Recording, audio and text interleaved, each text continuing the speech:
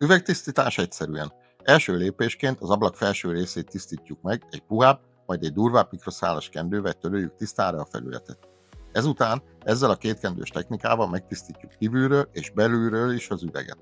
Azért van szükség 2 darab különböző mikroszálas kendőre, mert az első kendővel eltávolítjuk a szennyeződést, majd a másik kendővel szárazra és csíkmentesre töröljük a felületet.